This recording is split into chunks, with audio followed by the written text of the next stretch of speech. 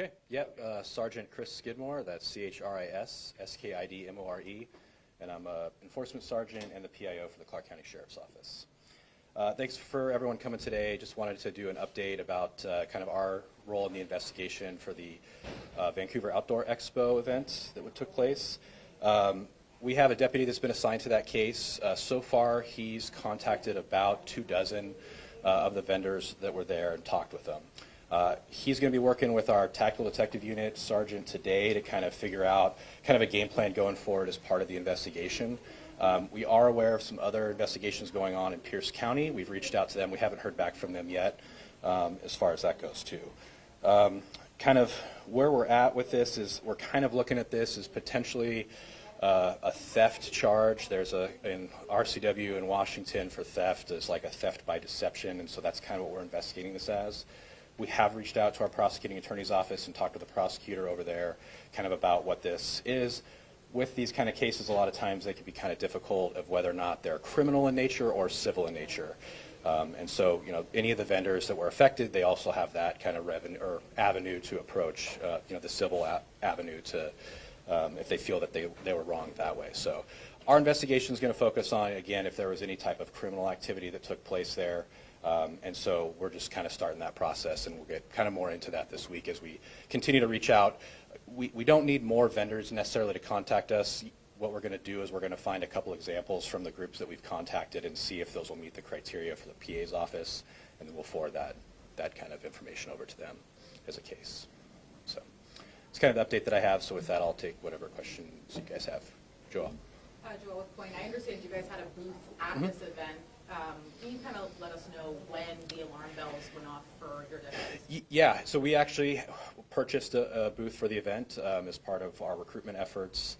And so we were up there Friday and Saturday.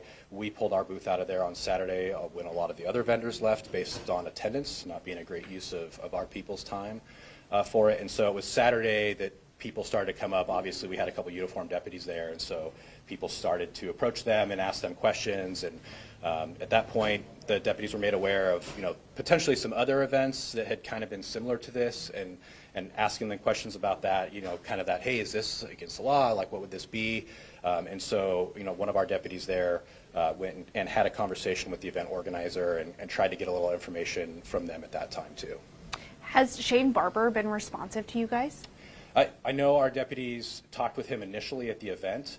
We have not reached out or tried to talk with him again. How much did you guys pay for a booth? Ooh, I'd have to look. I want to say potentially $400, but I don't guarantee me on that. I think that's what it had looked like, somewhere in that neighborhood, $350 to $400. Vendors are telling us that Barber was promising 55,000 pre-sale tickets sold. At the peak, how many people do you expect were there? So I know the deputies that were there, I was there on Friday before the event started.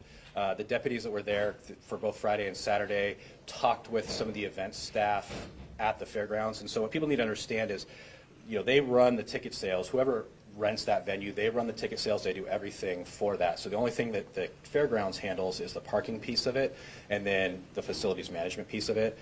Talking to one of the facility managers that was on duty there, they estimated probably over the Friday and Saturday that the most, and very generous is what they said, would be 2,000 people. And so I'm aware, I've seen some text messages that were shared that show he had made the event organizer had made some promises about, you know, 40,000+ pre-sold tickets with expected volumes of 60 to 65,000 as part of that. And so that's kind of, we'll take kind of those kind of situations like that, and that's kind of what we'll use as a basis of, you know, does that meet that criteria of using deception and, so, you know, to essentially deceive them out of the registration fee that they paid. Because I've also heard a wide range of fees that people paid to register for a booth as well. So, can you give some insight into what's happening in Pierce County? You mentioned that. Yeah, I don't know a lot of the details. I believe, and this is just from what I've seen on some of I've looked at some online forums and stuff as well, and apparently there's some other events, and I do know that there's a case open in Pierce County with one of the deputies up there investigating. I don't know the circumstances related to that, but our deputy, like I said, had found that out by talking to some of the vendors, and then that's how we've reached back out to them, and I haven't heard an update from that. Well, in that line, do you have a warning for people, especially because he may have other events slated? Yeah, and I know just from seeing some stuff online that there are other events, and he has a business partner that they've been working with. I think it's really just that. My caution to vendors would be do due diligence. A lot of these people, they make their livelihood, traveling to these type of events and doing these kind of things, and do some research and know the kind of people that you're, committing a lot of time, effort, and energy into going to these events. Is there anything that's interesting to you about this case? Because it is kind of niche. Yeah, I mean, certainly not something we see all the time. It is. I think the interesting part of it is just that is you can get an event space the size of the Expo Center, which can, we look for like Clark County Fair and hosts, tens of thousands of people, and then, essentially sell it out to 400 to 500 vendors and then only get a couple hundred people to show up. I haven't seen actual numbers of if they had ticket sales, again, that would all be coming from their side, so I don't know how excited they will be to share that information with us. But we're looking at some other avenues of how to kind of get some guesstimates, and that's working with, because the fairgrounds does the parking, and so we should have an idea based on vehicle traffic, could get some kind of estimate about at least vehicle traffic, whether or not how many people are in vehicles, et cetera. It makes a little difference, but to get something. So that's one of the things on our list to follow up to do, is to reach out to the fairgrounds there. The fairgrounds says that they were notified or warned, they had a few calls warning them that this could be potentially a scam ahead of the event. Did the Clark County Sheriff's Office have any notification? No, I know, but I'm sure that would have come through us if someone had reached out. I hadn't heard anything about it.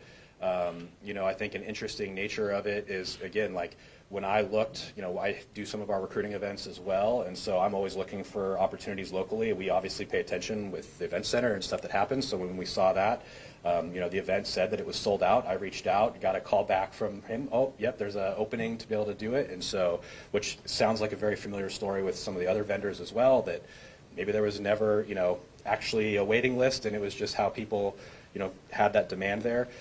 So it's, I think, interesting in that perspective, but I have not heard from, and the fairgrounds never reached out to us, as far as I know, or to the sheriff's office. At least it wasn't through our office for it. But again, we'll have conversations with them and try to have, kind of see what they may have information for.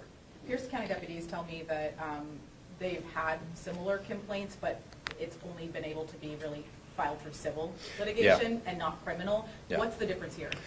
Maybe potentially nothing. I don't know enough about the Pierce County to know kind of what the circumstances were. Like I said, these cases are usually pretty tough in the sense that they usually kind of walk that line of whether or not it's civil, because essentially when you say, yes, I'm going to sign a contract to do a booth, you've entered a contract, and usually when we're talking about entering contracts, that becomes a civil issue, a contracts issue, versus, a criminal issue. And so, like I said, kind of what we're looking at, and again, it may not get to that point, is what we're going to look at is kind of falls under that theft by deception, and what kind of, if there's enough deception there to say that maybe something exists. Ultimately, that'll be up to the prosecutor's office to decide whether or not that we have enough there to do, but we'll work with them as we go forward with it. I understand you said that you're not looking for more vendors to come forward at this time. We have been inundated with emails and calls, a lot of impact here. Yeah. What's your advice to vendors who feel like they were overpromised and underdelivered on this? Yeah, obviously they always have that civil remedy, right? So I mean, that's something that can run in conjunction with what we do as a criminal investigation. So as far as that, like I said, I mean, we know the vendor lists, there are no vendor lists and stuff that were there. I think if we get to the point where maybe we have enough, that would be the time where, hey, if it looks like this may be criminal in nature, and reach that point where, the PA's office, working with them, we may reach out to try to get more people that may have been impacted by it. But I think until that point, kind of what we're going to do is we're going to try to, again, identify a couple strong cases, maybe the people that have kind of the best evidence that show that, and then see if we can create enough. And if we can create enough there, then maybe we can look at kind of trying to identify more people. And ballpark, best estimation, how much are we looking at total loss from people and vendors? Well, and that's where it gets interesting, is that I don't know, because it depends. I've heard stories with some people, it's like, based on the number of people, I buy a certain number of products. So when I was told 60,000 people, I bought X dollars of product. Now, what that is, or travel costs or whatever. I think, again, kind of our focus is we can't control what other people's costs are.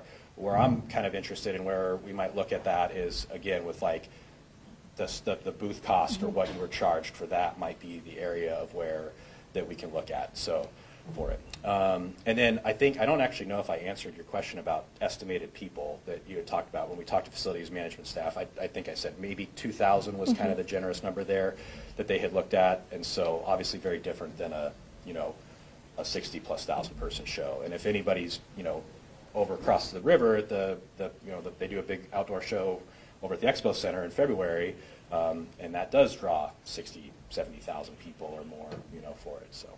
So we don't have a ballpark just on the vendor booth cost alone, like from who you've spoken to? Well, it's like I said, I think it ranged in price. And yeah, so it did. I know one that I think, you could do like double booths, so depending on the size of your display, for the one, like I said, I believe ours was around $400. I think the most I've heard so far was something close to, again, it's ballpark figure, $2,500 for a booth for a setup.